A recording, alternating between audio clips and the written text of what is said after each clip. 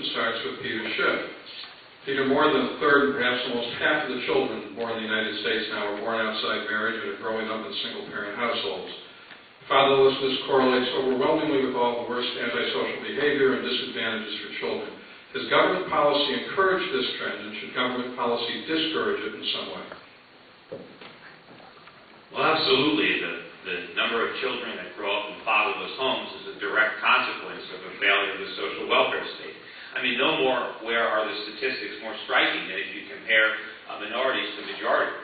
Before all these programs existed, the rate of single-family households in black communities was about the same as in white communities. And now the numbers are alarming. And so we have to understand where the difference is. The consequence, the unintended consequences of good intentions. There are a lot of very well-intentioned laws that well-meaning people pass, but they end up creating consequences. They alter behavior. And so if we're going to have intact families, we have to stop rewarding families for breaking up. We have to stop subsidizing the destruction of the household. And we have to repeal and remove all these government rules that make it so difficult for people, particularly lower-skilled people, to enter the workforce and find productive employment. Does the government have an obligation to see that everybody's got decent medical insurance? Would you vote for or against the National Medical Insurance Law? And would you change anything about it? Well, first, absolutely not. And I would have voted against that. I know Rob Simmons carries a copy of our Constitution in his vest pocket, and if you read the Constitution, you will not find the word healthcare, the word doctor, the word medicine, or anything with respect to our federal government powers. The federal government is not responsible for providing shelter or food or clothing, and it's not responsible for providing medical care. We get these things from the free market. And if we had a free market in healthcare, we'd have a much better healthcare system than we do today. It would be much less expensive, it would be much more accessible, it would be better. The problems that we face today are because of out-of-control costs that are a direct result of government policy that has interfered with the free market and preventing it from bringing down costs. Just like it does with laptop computers, plasma TVs, and cell phones. If we had a free market, healthcare costs would be falling every year and quality would be rising. So we need free market reforms, not more socialism. Peter Schiff, what went wrong with the war on poverty? What would you do about poverty? Everything. Unfortunately, the government waged war on poverty. Poverty won. First of all, we have to realize that poverty is a relative term. I mean, poor people in one country could be middle class or actually affluent in another country. And what we have to understand is, if you look around the world, there's a direct correlation between government and poverty. The more government, the more poverty. The best antidote to poverty is freedom, is free market capitalism. That's what creates wealth. That's what moves people out of poverty, is freedom. Freedom to work, freedom to start businesses, freedom to do what you want. And if we can simply remove all of the barriers that the government has placed in our way, all of the rules and regulations and taxes that inhibit free market capitalism, that prevent people from working their way out of poverty, if we can accomplish that, then everybody's standard of living will rise. There will always be some people who are poor relative to other people, but if we have free market capitalism, everybody will benefit and everybody's standard of living will rise. Drug prohibition, success or failure, what would you do about it? Well, just like alcohol, prohibition has been a complete failure. The highest incidence of drug use in the United States is in prisons. And if the government can't control drug use in prisons, where you have no rights at all, how do they expect to do it in a free society? Unfortunately, we've turned what should be a health problem into a criminal problem. Mainly because I think 90% of the crimes in this country are committed by people who are stealing money to afford the high cost of illegal drugs. So I certainly think that drug laws are doing more harm than the drugs themselves. But that said, in this life, you have to choose your battles. And legalizing drugs or decriminalizing drugs is not one of mine at this point. I think I have more important issues that I think are more germane and that I need to deal with, and I will leave that to somebody else. And I've also said, too, I don't want to be killed. I would be, if I thought I was going to be the one who was going to legalize drugs, I'd be afraid to walk down the streets because there's a lot of profits in illegal drugs, and they get upset if you try to threaten to take that away.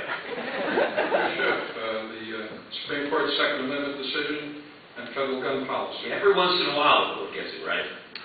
But, of course, I support that decision. I am a strong defender of the Second Amendment, and it is the Second Amendment that shows you how important the founders believed it was. It was right after freedom of the press, freedom of speech. When you control guns with laws, all you do is disarm law-abiding citizens and you empower the criminals. After all, criminals don't care about gun laws. They're criminals. But more importantly, it's not just about criminals. It's about protecting liberty against the potentially criminal government. Our founders wanted American citizens to be armed, not because of criminals, but because of the government. They wanted the government to know that the citizens were armed, that they weren't defensive, because that is our best defense against tyranny. Now, I don't think our government has reached the point where they're that tyrannical yet, but we are certainly headed in that direction. And believe me, I feel a lot more secure knowing that my neighbors are armed than thinking that they're completely defensive. What do you think about homosexuality in general and about same-sex marriage in particular? Do you think the federal government should have any role with these issues, as with the Federal Defense of Marriage Act, or should they be left entirely with the states? I guess I'm not a homosexual. Not that there's anything wrong with that. I'm a Seinfeld fan. But no, I don't think it's an issue in this campaign. I think it's completely irrelevant. Sexuality is an individual choice. I'm running for United States Senator, so it's none of my business. But when you try to talk about marriage, I think that marriage is something that needs to be left to the states. There's nothing in the Constitution that gives the federal government power to decide what marriage is and what it isn't, and so it's something that we need to leave to the states. Here in the state of Connecticut, we have already decided, right or wrong, that homosexual marriage is fine. Other states have come to other conclusions, but I think the federal government needs to stay out and respect the sovereignty of the states to legislate the way they see fit. Peter Schiff, closing statement, 2 minutes. First, again, let me thank the Federation of Connecticut Taxpayers for hosting this event, and members of the audience that is listening here and watching at home. I am seeking the Republican nomination for United States Senate. I'm hoping to oppose Dick Blumenthal in November for the Senate seat. And, I'm not running for Senate because it's the next rung in my political career ladder. I don't have a political career, and I don't want one. The reason that I'm running for office is because career politicians have brought this nation to the brink of ruin. Our Constitution forbids titles of nobility, but we've really created a noble class in Washington. Chris Dodd, whose seat I seek, has been there for 30 years, and he inherited it from his father. He thinks he's been living in the House of Lords. We need a citizen legislature. And, I'm running as a Republican. I know many people have been disappointed because Republicans have been elected, unfortunately not in Connecticut, but in other states. And the problem is, those Republicans are part of the problem because they know what we want to hear as Republicans. They promise small government, but they deliver big government because they're not Republicans first, they're Republicans second. They're politicians first. And the minute you send them to Washington, they want to stay there. And the way they get there is to grow the government and grow their power. I'm not going to do that. I want to go and change that culture in Washington. I want to abolish all the rules and regulations that have been enacted over the years that have so undermined our economy and have brought it to the position that it's in today. And I have a real grassroots candidacy. I have the backing of the Tea Parties in Hartford, in New Haven, in Greenwich. I had to get onto this ballot. I had a petition onto the ballot. I had over 10,000 people that signed petitions to put my name on the ballot. We have more volunteers than any of my opponents. Over 20,000 people across this state and across this country have donated to my campaign. And if you will help us, we can succeed.